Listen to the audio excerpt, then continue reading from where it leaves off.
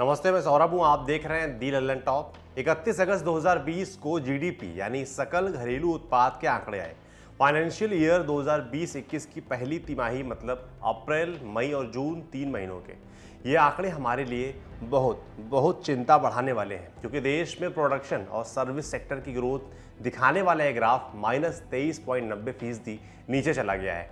अब सवाल ये उठता है कि क्या ऐसा भारत के साथ ही हुआ है? बाकी देशों का क्या हाल है और इस ऐतिहासिक गिरावट की वजह क्या रही? आगे बढ़ने से पहले देशों की जीडीपी ग्रोथ दिखाने वाला ये ग्राफ ध्यान से देखिए। इस ग्राफ में आपने एक बात पर ध्यान दिया, सभी देश, बड़े देशों की इकोनॉमी माइनस में है। सभी G7 देशों का ग्रोथ रेट 0 से नीचे है। अमेरिका तो नंबरों में भारत से भी निचले पायदान पर है, लेकिन गौर कीजिए, चीन की जीडीपी प्लस में है 3.2%। जून से ही चीन के मैन्युफैक्चरिंग सेक्टर में भी तेजी दिखने लगी है। उसका आयात निर्यात भी बढ़ा है। ऐसा क्यों है कि जब बड़ी से बड़ी अर्थव्यवस्थाएं संघर्ष कर रही हैं, तो चीन, जहां से कोरोना फैलना शुरू हुआ था, वो पॉजिटिव ग्रोथ रेट हासिल कर रहा है। इस पर इंडिया टुडे मैगजीन के एडिटर अंशुमान तिवारी बताते हैं।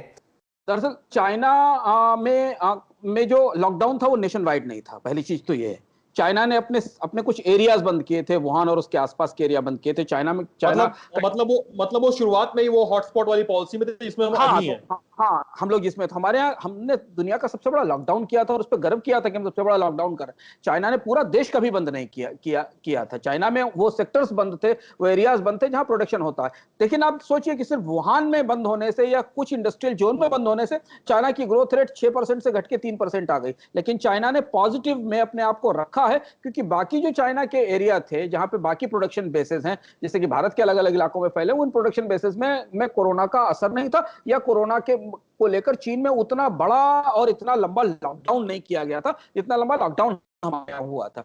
दूसरी चीज ये महत्वपूर्ण है कि भारत की अर्थव्यवस्था में गिरावट यूरोप की अन्य अर्थव्यवस्थाओं से, चाहे वो जर्मनी हो, फ्रांस हो, या फिर अमेरिका हो, अमेरिका की अर्थव्यवस्था हो, या कनाडा हो, इटली हो, इनसे सबसे ज्यादा तेज इसलिए है। उसकी दो वजह हैं। पहली वजह तो ये कि भारतीय अर्थव्यवस्था पहले से मंदी की स्थिति में थी, कोविड से पहले की परिस्थिति में ही मंदी में जा चुके थे, जबकि यूरोपियन अर्थव्यवस्थाएं उस मामले में थोड़ी थोड़ी सी बेहतर स्थिति में खड़ी थी। और दूसरी बड़ी चीज ये कि भारतीय अर्थव्यवस्था उनकी तुलना में तब भी तेज गति से दौड़ रही थी, क्योंकि 2016-17 से पहले तक, नोटबंदी और जीएसटी आने से पहले तो हम फास्टेस्ट ग्रोइंग इकोनॉमी थे। तो हमारे यहाँ ये जो कॉन्ट्रैक्शन हुआ है, जो गिरावट आई है, ये बहुत गहरी है। और इससे जो बेसिक स्ट्रक्चर है इकोनॉमी का, वो पूरा स्ट्रक्चर हिल गया है। मतलब वो जो फॉल्ट लाइंस हैं वो फॉल्ट लाइंस खुल के सामने आ गई, और इसलिए हमको इतनी ज्यादा गिरावट दिखाई दे रही। और इसीलिए जो भी नंबर्स हमारे पास आ रहे हैं इसके बाद के अगली तिमाही के भी, उसके बाद की तिमाही के भी नंबर आ रहे हैं,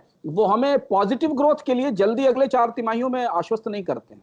अब आप सोचिए कि इस तरह टुकड़ों में लॉकडाउन करके भी चीन की ग्रोथ रेट करीब 6% से गिरकर 3% पर आ गई। चीन का ग्रोथ रेट इसलिए नेगेटिव नहीं हुआ क्योंकि उसने लॉकडाउन पर अलग पॉलिसी अपनाई, लेकिन फिर भारत की ग्रोथ रेट यूरोपीय देशों से भी खराब रही। ऐसा क्यों? इस पर बात करते हुए बिजनेस टुडे के एडिटर राजीव दुबे कहते हैं। देखिए, काफी इकोनॉमिस्ट ने काफी सचेत किया था कई कई क्वार्टर से, 16 क्वार्टर से हमारी जीडीपी घटती चली जा रही है। कहा 8.5 9.5% के करीब, और उसके बाद 2016 में, और उसके बाद धीरे धीरे जैसे जैसे घटती चली गई 4%। एग्जैक्टली। तो जो 16 क्वार्टर्स तक हमने सिर्फ देखा जीडीपी को गिरते हुए, और उसके ऊपर कोई खास कदम नहीं उठाए गए, और वो कदम जो हम बोलते आए हैं पिछले सालों से, कि जो कदम उठाने थे वो कंजम्पशन की तरफ कदम उठाने चाहिए थे, जबकि सरकार जो कोशिश कर रही थी वो डिमांड साइड इकोनॉमिक्स पे काम कर रही थी, जिससे कि वो डिमांड इंक्रीज करने की कोशिश कर रही थी। तो कंजम्पशन की तरफ अगर कदम उठाए जाते, जैसे मान लीजिए जो टैक्स कट्स करने थे, लेकिन वो उस वक्त नहीं हुए। तो 16 क्वार्टर्स तक अगर आप गिरते चले जाएंगे, तो जो कोविड ने हमको हिट किया है वो हमारी सबसे वल्नरेबल सिचुएशन में हिट किया है हमको। जो 16 क्वार्टर्स में आप 9% से घटकर 3% आ गए हैं, उस सिचुएशन में, उस हालात में आपको कोविड ने इम्पैक्ट किया है।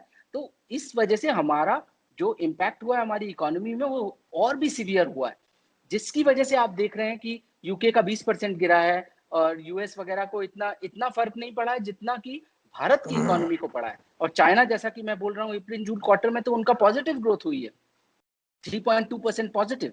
तो चाइना तो एक तरह से इससे उभर चुका है, निकल चुका है, और वो जो ग्रोथ की तरफ बढ़ रहा है। और हमारा जो हमको कोविड से जो हिट हुई है कोविड से, वो हमारी सबसे वल्नरेबल, सबसे कमजोर हालत में हमको कोविड ने स्ट्राइक किया है। इस वजह से हमारी इकोनॉमी पे ज्यादा फर्क पड़ा है बजाय और इकोनॉमी से। इन बातों के कंक्लूडिंग नोट के तौर पर अंशुमान तिवारी ने बेहद अहम बात कही। उन्होंने कहा कि अव्वल तो हमारी कंपनियां अब 2-3 साल से पहले अपनी ग्रोथ वापस पाने की उम्मीद में भी नहीं दिख रही हैं। फिर उसके बाद भी जो भारत हमारे सामने होगा वो वैसा नहीं होगा जैसा फरवरी मार्च 2020 तक था। दिल्ली, मुंबई, बेंगलुरु में शाम को लोग बड़ी बड़ी मार्केट में टहलते, खर्च करते दिखते थे। बड़े बड़े रेस्टोरेंट, शॉप्स, लोगों की बेतहाशा ऑनलाइन शॉपिंग, ये सब नज़ारे शायद ही अब नजर आए। आप देख रहे थे दी लल्लन टॉप। शुक्रिया।